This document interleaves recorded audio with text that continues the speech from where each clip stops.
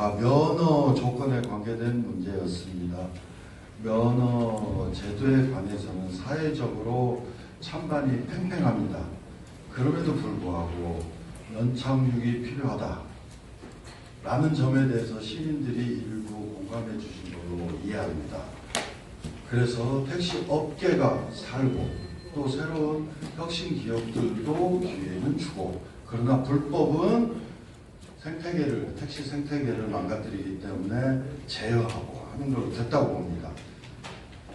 비록 본회의는 통과되지 않았지만 통과될 걸로 믿으며 다음 코스를 진행하는 것들이 저희 목표입니다. 저희들은 시민한테 다가가겠습니다. 우선 내년 4월 1일 잠실운동장에 모여서 우리의 플랫폼과 우리의 브랜드와 우리의 서비스와 그 집단을 보여드릴 예정으로 있습니다. 서울 개인택시뿐만 아니라 위성도시 회사택시까지 같이 모시려고 하고 있습니다. 그날을 기점으로 택시는 달라지는구나 라고 느낄 수 있도록 할 예정으로 있는데요. 그 전에 준비 작업으로 서비스 혁신이 필요합니다. 서비스 혁신 중에 배차 서비스, 응대 서비스 개선이 필요하다 생각을 합니다. 그 중에 고객 응대 서비스 말고 배차 서비스에 관해서 오늘 집중 토론을 할 예정으로 있는데요. 제가 조합원님을 대변해서 입장 발표는 하겠습니다. 그러나 이 배차 서비스 승차난 해결하는 데는 이 사회 시민들께서 바라는 방향으로 해야 된다고 생각하기 때문에 시민단체 지도자 분들을 모셨습니다. 그분들의 얘기를 충분히 듣는 기회를 가지고요.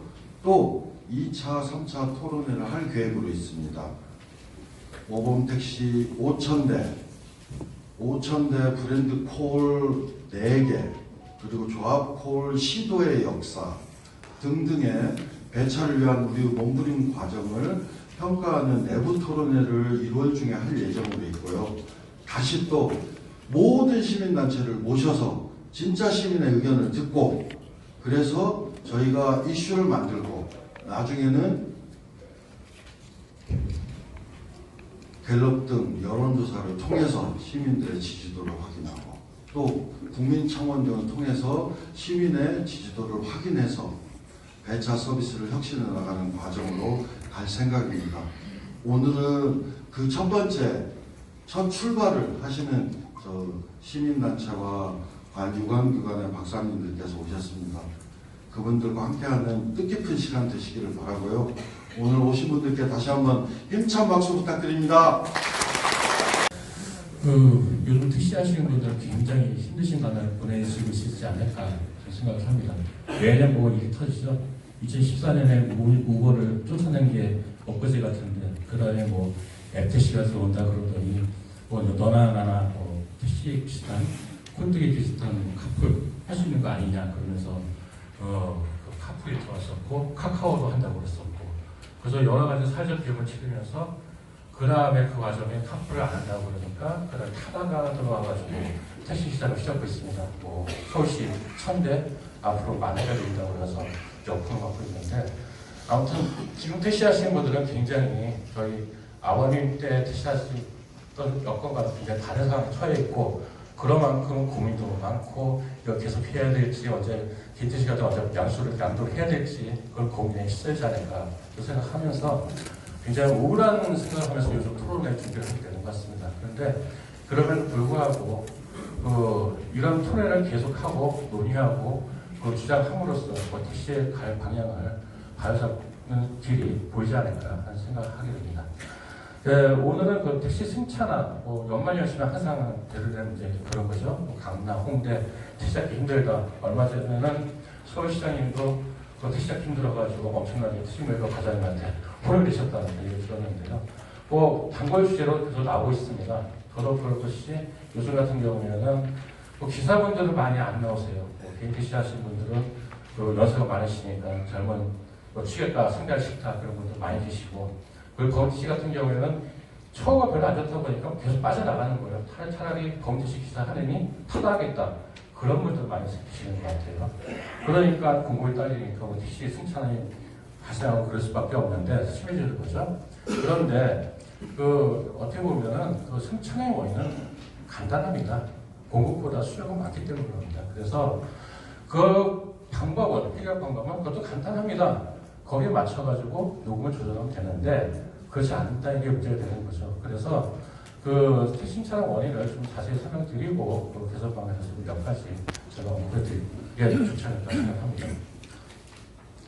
자, 일단 승차난 원인 아까 간단하게 말씀드렸는데 뭐 재화에 아니면 수요 공급에 일치하지 않기 때문에 발생한다. 먼저 일단 간단한 경제학 원론에 등장하는 도표를 말씀드린다고 그러면은 자, 이게 바로 재화의 수요 곡선입니다. 그래서 가격이 올라가면 올라갈수록 예를 들어서 마이크가 1,000만 원이다 그러면 사서 먹겠죠. 근데 마이크가 1원이다 그러면은 사실 엄청 많을 겁니다. 그런 것 같이 재화의 수요라는 거는 가격이 내려가면 내려갈수록 이게 안 나오네요. 내려가면 내려갈수록 수량이, 그러니까 수요하고자 하는 양은 많아지기 마련입니다. 반대로 공급자 측면에서 보면은 재화의 가격이 낮으면 낮을수록 공급하겠다는 의사결정이 별로 없겠죠. 그런데 이 재화를 1,000만 원 팔 수 있다 그러면은 사람들은 너나 나도 사겠다, 아니 공급하겠다, 아니면은 가게 열겠다 그렇게 할 겁니다. 그래서 공급 공성이라는 거는 재화의 가격이 높아질수록 점점 더 많아지는 뛸 수밖에 없는 형태가 되는데, 그래서 수요 곡선과 공급 곡선이 만나는 점에서 서비스와 재화의 적정 가격, 균형 가격이 선언되고 그리고 수요 공급량이 형성이 되게 되어 있습니다. 그런데 이게 이 균형 가격이 있는데 그거를 인위적으로 억제했다. 그래서 이 균형 가격 아까 위에 있었죠. 밑으로 설정한다 그랬을 경우에는 그 억제된 가격에서는 수요량보다 공급량이 적을 수밖에 없습니다. 그래서 수요는 이 정도의 수요가 생기는데 공급은 이 정도의 생기지 않기 때문에 어떻게 되느냐? 그만큼의 초과 수요가 생기게 됩니다. 그렇기 때문에 당연히 살려는 사람 많고 팔려는 사람 적고, 그러니까 수요가 많이 봉착하게 되는 거죠. 그래서 공급 많이 봉착하게 되는 건데 그 해법은 뭐냐면은 간단합니다. 억제된 가격을 올리면은 당연히 초과 수요는 해소되기 마련입니다. 그리고 또 한 측면이 뭐냐면은 아까도 공급 측면에서 공급량이 부족하다, 택시 공급량 부족하다, 고령화 말씀드렸고 거기서 처음 말씀드렸지만은 이 공급량이 부족하게 되면 공급고수는 이동을 하게 됩니다. 그렇게 되면 어떻게 되냐? 마찬가지로 이 균형가격 하에서는 어떻게 됩니까? 초과 수요가 발생하기 때문에 이 균형 가격이 더 이상 구형 가격이 안 되고 억제 가격이 되는 겁니다. 그래서 이 상황에서도 공급이 부족하다. 그럴 경우에는 당연히 가격을 올리는 게 정상적인 해법이 되게 됩니다. 그래서 그리고 특정 시간대뿐만 아니라 지역별로도 엄청 편차가 있습니다. 이게 뭐냐면요. 여러분 운행을 하시면은 그 운행 기록이 서울시 택시 정보 시스템에 그대로 기록이 됩니다. 그 운행 기록 상에는 뭐가 있냐면은 결제 정보도 있고 하차 정보 있고 승차 정보 다 있습니다. 저희가 택시 승차 위치, 그러니까 택시 승차라는 그 요금 버튼을 눌렀을 때 그 위치와 그런 기준을 해가지고 어느 지점에서 택시를 많이 타는지 그걸 분석한 겁니다. 이게 정확히 심야 시간 12시부터 1시 시간까지의 시간을 좀 분석한 건데, 빨간색으로 챈 거 보시죠? 이게 뭐냐면은 택시 승차가 그만큼 많이 발생하는 지역이라는 뜻입니다. 근데 이 빨간 점을 다 추적해보면 어떤 거 일치하냐면요. 서울 시내 유흥가가 다 일치합니다. 그래서 맨 끝에 보시면 요거 보시죠. 두 점 보시면은 천호동 아실 거고 그 밑에 길동 아실 겁니다. 그 부분부터 해가지고 계속 나오는데 항상 승차난이 많이 발생하는 지역 어디입니까 하면 강남 얘기하시죠. 종로 말씀하시죠. 여의도 말씀하시죠. 홍대 말씀하시죠. 여기 다 표시되어 있습니다. 다 그만큼 심야 시간대 때 택시 승차가 맞는 지역이라고 말씀드릴 수 있는 거고요. 그리고 그 수요 측면에서 중요한 게 뭐냐면 요금이 굉장히 획일적인 문제되는 거예요. 우리나라의 택시 세팅이라는 게 언제 도입됐습니까? 80년 전두환 정권이 들어서고 난 다음에 그 완화책을 뭘 했습니까? 통금을 해제해버렸습니다. 그러면서 12시부터 4시까지 사람들이 이동할 수도 있죠. 그런데 택시 요금 어떻게 하냐 그러다가 그때는 할증 요금 정해야 좋지 않아? 그래서 12시부터 4시까지 정하게 지금까지 이르면 우리 아버님은 항상 어머님 회사에 가져가던 듯이 주신 돈이 똑같습니다. 그래서 오시자마자 어머님한테 장사도 안 되고 냈다고 그래서 얼마나 건네주십니다.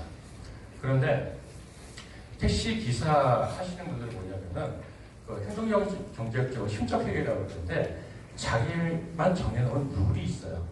오늘은 얼마 맞춰야지, 얼마 맞춰야지. 그러다 보니까 합리적인 사람이라고 그러면은 장사가 잘 될 때는 오래 영업하실 거예요.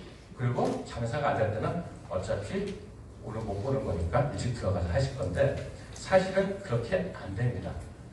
워낙 목표수를 맞추려고 하다 보니까 장사가 안 된다면 엄청나게 열심히 일하시고요.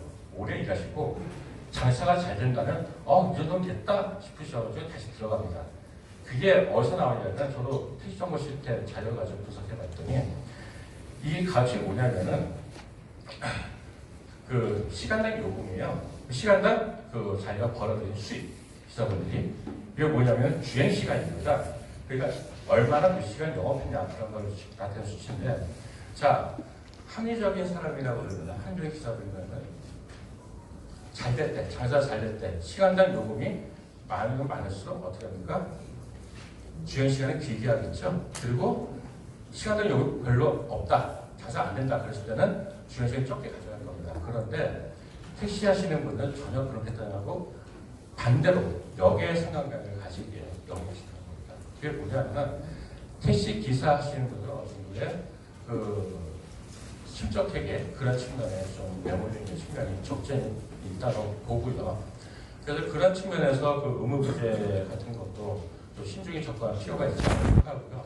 저는 최선의 공급 정책은 요금 정책을 생각합니다. 지금의 할증 시간이 12시간이라 만약에 10시 그리고 더 나가서 10시라고 그러면 택시 기사분들이 그렇게 일찍 들어갈까요? 그렇게 생각하지 않습니다. 그러니까 공급 정책을 논하기 전에 기본적으로 요금이 틀린 측면 그리고 요금이라는 게 어떻게 보면은 기자분들의 활동화에서는 유인 요소가 되고 이센트가 돼야 되는데 그런 그와 배치되는 요소가 있지 않는가 그 곰곰이 생각할 필요가 있지 않는가 생각합니다. 네, 이상입니다. 다음 정석에 계신 분들의 의견을 또 듣도록 하겠습니다. 듣도록 하고 마지막으로 이 사장님하고 오늘 발표해 주신 황희정 박사님의 멘트가 있으면 듣도록 하겠습니다. 그러면 제일 먼저 여기 자료에 있는 순서대로 서울 YMCA 시민사회운동본부 주건일 팀장님이 말씀해 주시도록 하겠습니다. 네, 반갑습니다. 소개받은 주건일이고요. 아마 저만큼 택시 많이 타는 사람은 없을 겁니다. 왜냐면 제가 일단 이제 40대인데 차가 없어요. 이런 사람 좀 특이한데요. 더군다나 제가 지금 이제 애가 셋입니다. 얼마 전에 그 딸인데 막내 아들 나가지고요. 애가 셋이서 다둥이 아빠가 됐어요. 그러다 보니까 택시 많이 타는데 또 승차보고도 많이 당합니다. 왜냐하면 그 5명 안 된다고 보험 때문에 네, 사고 나면 위험성이 있기 때문에 뭐 정부에서는 애는 마이너라고 하고 택시 탈 때는 이게 좀 그런 아이 태우는 건데 그런 어려움이 있고 해서 사실은 그런저런 사실 고민도 있습니다. 택시 관련해서는. 자 오늘은 제가 좀 원론적인 얘기 좀 하려고 하고요. 또 어떻게 보면 여기 저희 아버님 뻘 되는 분들도 계시고 해서 참 많이 긴장되는데 또 저 예전에 태웠던 분도 계실까봐 긴장도 되고요. 그래도 좀 이제 쓴소리 아닌 쓴소리를 좀 해야 될 것 같아서 그런 얘기들을 좀 하게 될 텐데 택시에 대한 애정을 갖고 있기 때문에 제가 이 자리에 나온 것이기 때문에 뭐 그런 좀 완전한 소리가 혹시 있더라도 좀 어르신들 양해해 주시고 들어주시면 고맙겠습니다. 사실 이 문제는 이제 회사 택시하고 함께 논의해야 되는 사안인데 좀 아쉬움도 있지만요. 반면에 또 개인 택시 조합이 좀 선제적으로 제안을 해주시고 또 물꼬를 연다는 점에서는 참 고맙고 또 고무적이라고 생각합니다. 옥수수 경제 비극이라는 좀 실예화가 있는데요. 그걸 좀 들면서 시작을 하고 싶은데요. 예전에 청교도들이 영국에서 미국으로 아메리카 대륙을 발견해서 내려가잖아요. 근데 이제 감자가 잘 되니까 영국에서는 감자를 많이 가져갔거든요. 또 갔더니 감자 심으니까 안 되는 거예요.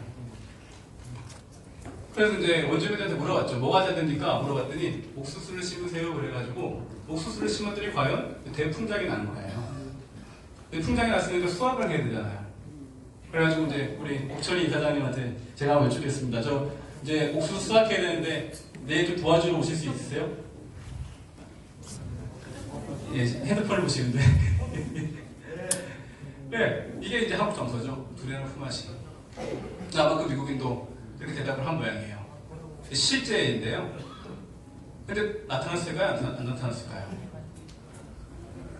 안 나타난 거죠. 그래가지고 정말 자기 앞마당만 수확을 한 거예요. 그러니까 도움을 못 받은 이 사람이 그 사람이 수확할 때 갔을까요? 안 갔을까요? 안 간 거죠. 그러니까 미국이 어떻게 됐냐면요. 온 미국이 썩은 옥수수 더미가 된 거예요. 이게 뭔가요? 그러니까 신뢰가 고약한 거예요. 이거는 우리 영역만, 우리 개인만 손해보는 줄 알았더니 나중에 가니까 공동체가 다 손해보는 거예요. 이런 문제가 생겼는데 거기가 쓰러졌어요. 공동체가.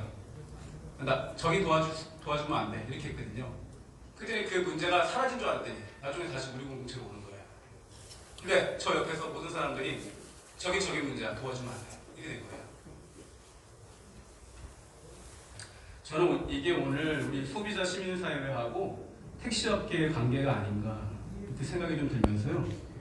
서로 윈윈하기는커녕 지금 양쪽에 다 질 수밖에 없는 구조인데 이 고질적 구조를 깨야 하는 이 급변한 시대에 타다들 서로 원하는 것을 얻을 수도 있고 서로 잘 살 수 있다는 생각을 좀 해봤습니다. 그래서 오늘 존경하는 우리 안기정 박사님하고 구철이 이사장님 발표를 들었고요. 여기 이제 전문가답게 핵심을 잘 짚어주셨고 또 이사장님 발제 통해서 이제 감동을 많이 받았는데 정말 택시가 좀 변하려고 하고 있구나 좀 희망도 좀 보게 됐습니다.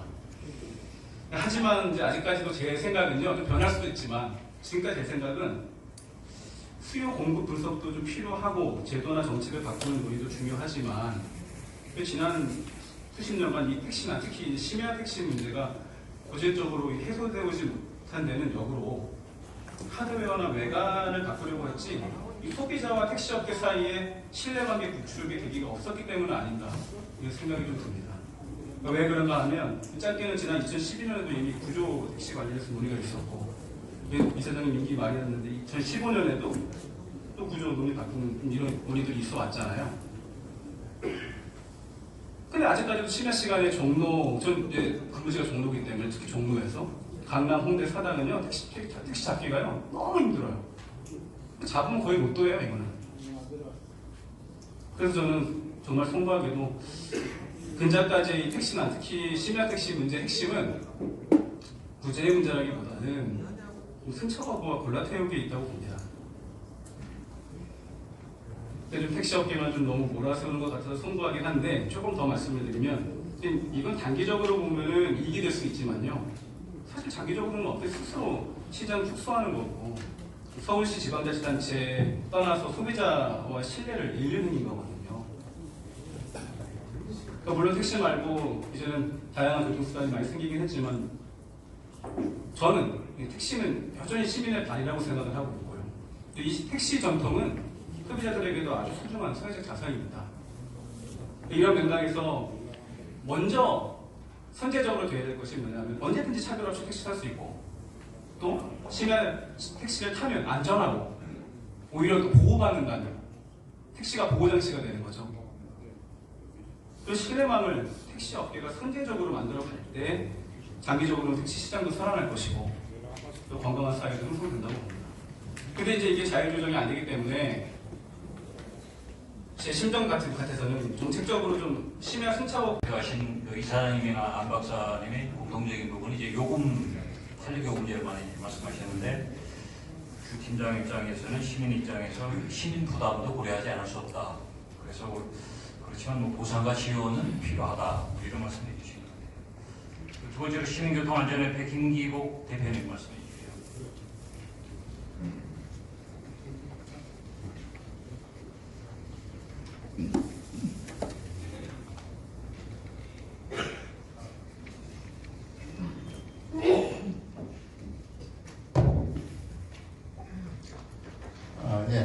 지금 소개받은 시민유통안전협회 대표를 맡고 있는 김기복이라고 합니다. 반갑습니다. 여기 함께 좌석에 하신 분들 가운데는 저를 아시는 분들도 계시고 특히 또 제 목소리를 기억하시는 분들이 많이 계실 거예요. 왜냐하면 제가 오랜 기간 동안 이 교통 프로그램에서 방송을 해왔기 때문에 기억하시는 분들도 많이 계실 겁니다.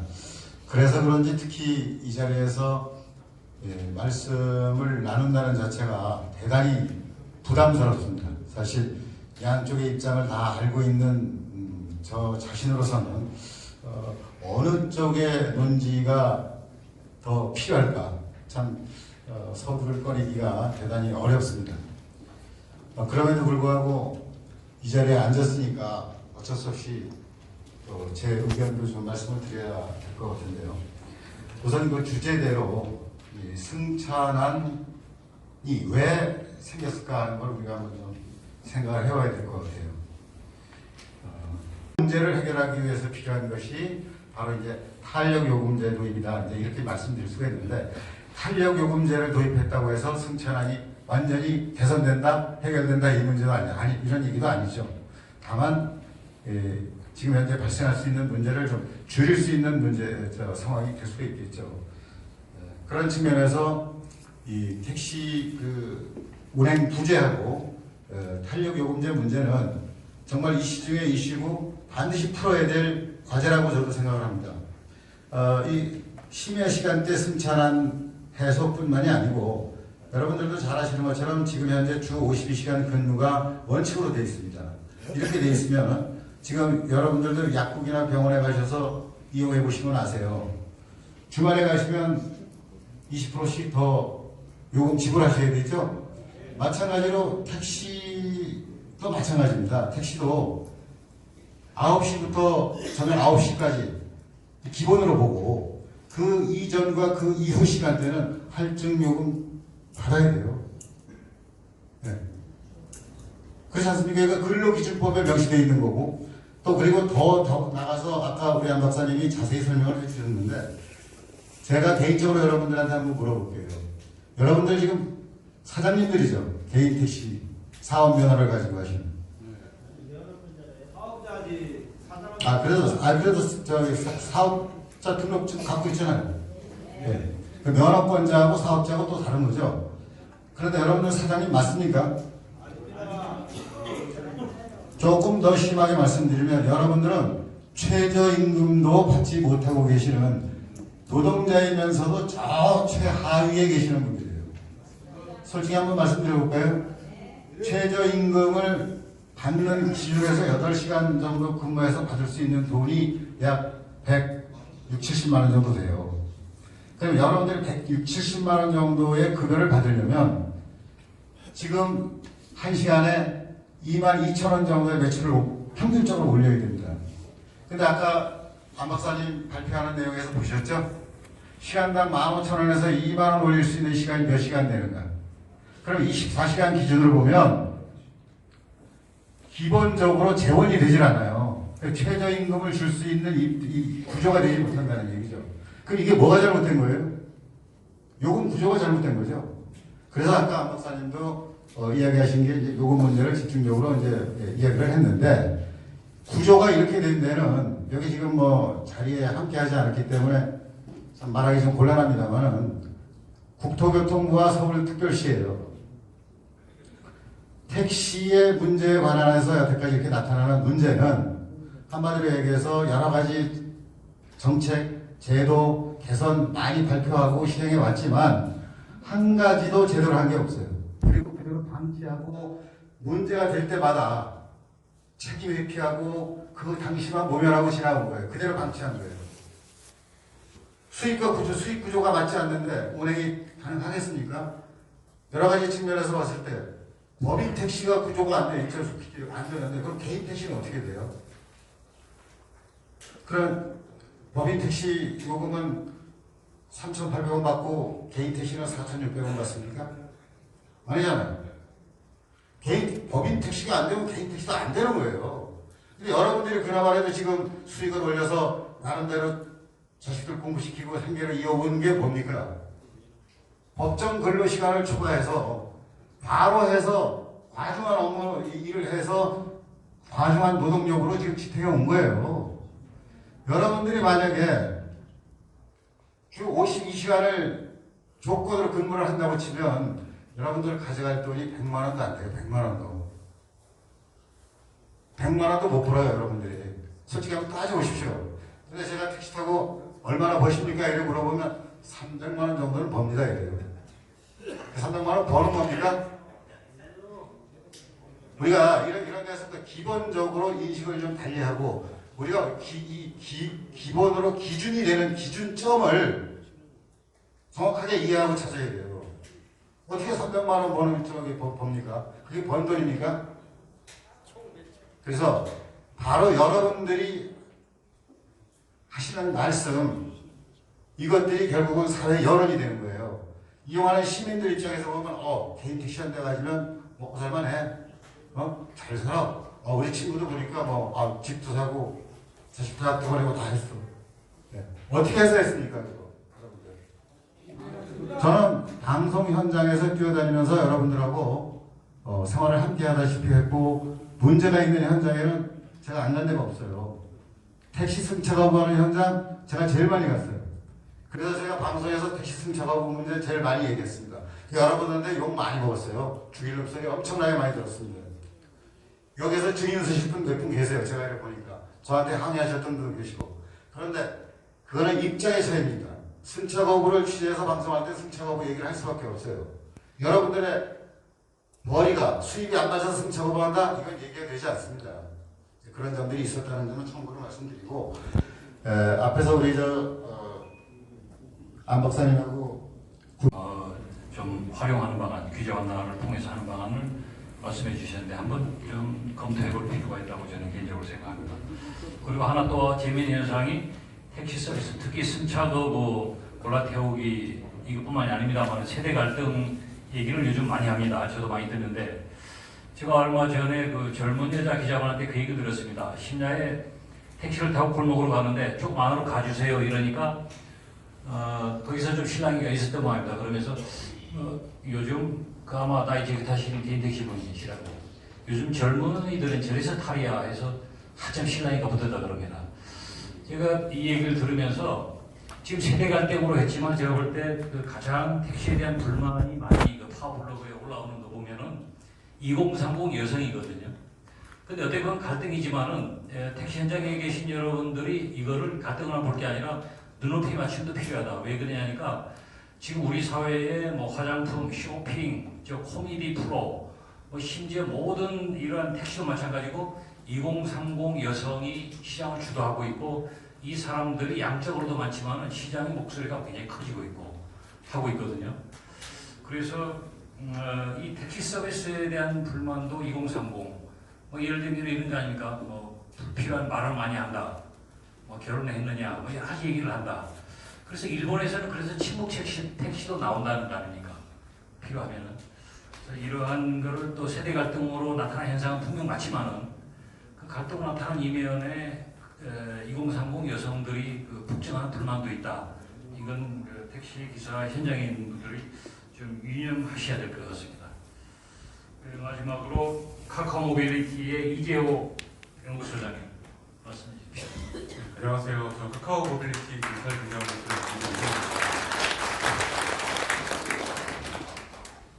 저희 카카오 택시 많이 이용해 주셔서 감사하다는 말씀 이 자리를 빌어서 꼭 드리고 싶었습니다. 저희 그 카카오 택시 플랫폼 입장에서는 이 택시를 타는 승객들도 저희의 고객이고 또 한쪽에서 택시업을 하고 계시는 택시 기사님들도 저희 고객이기 때문에 이 양쪽의 이익이 잘 조화되는 그런 방향을 항상 끊임없이 고민하고 있습니다. 오늘 이제 나온 이야기 중에 중요한 이야기가 탄력적인 요금 말씀을 여러분께서 해주셨는데 저도 그 기본적인 취지에 대해서는 굉장히 공감을 합니다. 지금은 사실 이제 심야 시간 할증이라고 해서 20%의 할증 요금이 딱 시간도 정해져 있고 또 전국적으로 똑같이 적용이 되어 있는데요. 사실은 이제 지역마다 심야 시간에 얼마나 택시가 부족한지에 대해서는 지역마다 그 특성이 다 다릅니다. 서울이 다르고 대구가 다르고 대전이 다르고 또 세종시 같은 곳에서는 택시가 더 없고 또 어떤 지방자치단체는 심야 시간에도 택시 타기가 비교적 수월한 그런 동네도 있습니다. 그러니까 각각 지역의 특성을 반영해서 그 심야 할증의 요율 자체를 좀 다르게 하는 이런 방안도 고민해 볼 필요가 있고요. 그 다음에 할증되는 양 자체도 그 다음에 지역적인 특성 이런 것들 서울 지역 내에서도 예를 들어 강남역에서 인근 강남, 서초, 송파 쪽으로 가는 초단거리 수요에 대해서는 심야 할증 이외에 추가적으로 조금 더 이제 비용을 요금이 더 나오도록 설계를 한 거죠. 그 다음에 강남역에서 뭐 관악구 쪽 거리는 어느 정도 되지만 한번 들어가면 또 손님을 태우고 나오기 어려운 이런 지역에 대해서도 손님을 태울 수 있는 그런 목적지랑은 좀 다르게 약간 더 할증을 할 필요가 있습니다. 그러니까 과거에는 우리가 얼마만큼 할증을 해야 될지에 대한 정보가 전혀 없었지만 지금은 빅데이터의 시대이고 실시간으로 택시의 수요와 공급이 시시각각 그 지역적, 장소적으로 얼마나 발생하고 있는지를 우리가 알 수 있기 때문에 이런 모든 데이터들을 활용해서 기사님들과 그 다음에 승객들이 모두 만족할 수 있는 그런 형태의 탄력요금이 지금은 기술적으로 가능하다고 저는 말씀을 드립니다. 저희 카카오 TT 이제 블랙 고급 택시나 아니면 대리운전 서비스에는 이런 탄력적인 요금제, 제가 지금 말씀드린 형태의 굉장히 복잡한 인공지능을 사용한 그런 형태의 탄력요금제가 적용이 되어 있는데 일반적인 중형 택시에도 충분히 적용이 될 수 있다고 저는 생각을 합니다. 그래서 택시기사님들 입장에서는 굳이 승객 골라 태우기나 승차 거부를 하지 않아도 그냥 호출하는 대로만 가도 단거리인 경우에는 돈을 더 받기 때문에 좋은 거고 장거리인 경우에는 내가 품을 그만큼 더 많이 들이지 않아서 좋은 거고 결국은 내가 하루에 걸어갈 수 있는 기대 수익을 이렇게 하나 저렇게 하나 다 충족시킬 수 있는 그런 시스템이 기술적으로 이미 가능하기 때문에 저는 이 부분에 대해서는 좀 제안을 드립니다. 그 다음에 택시가 지금은 사실 굉장히 많이 획일화되어 있죠. 대부분의 택시가 일반적인 중형 택시인데 소비자들 입장에서는 굉장히 다양한 택시를 원하는 그런 시대가 되었고 좀 더 부가가치, 부가적인 서비스가 제공된다라고 하면은 요금을 더 낼 의사가 있는 준비가 되어 있는 승객들도 굉장히 많습니다. 그런데 이제 지금은 이제 획일화되어 있는 천편일률적인 그런 택시의 크기, 외형, 서비스 이런 것들이 너무 획일적으로 정해져 있기 때문에 이런 것들이 불가능한데 앞으로는 굉장히 다양한 형태의 택시가 나오면서 부가 서비스를 통해 또 추가적인 수익을 창출할 수 있는 길이 열리기를 바라고 있습니다. 그러다 보면은 이런 다양한 시스템을 통해서 결과적으로는 택시 기사님들의 처우가 개선되고 걸어가는 수익이 많아지고 그렇게 되면은 자연스럽게 젊은 층들이 택시 기사라는 직업의 매력을 느껴서 유입될 수 있는 사람들이 저는 분명히 나타날 거라고 생각을 합니다. 지금 굉장히 심각한 사회 이슈다라고 이야기를 하고 그들을 위한 특별한 인센티브가 주어져야 된다라고 이야기를 하기도 하지만 이 택시 업계 내에서 젊은 사람이라고 특별히 뭐 돈을 더 가져갈 수 있는 구조를 만드는 건 쉽지 않잖아요.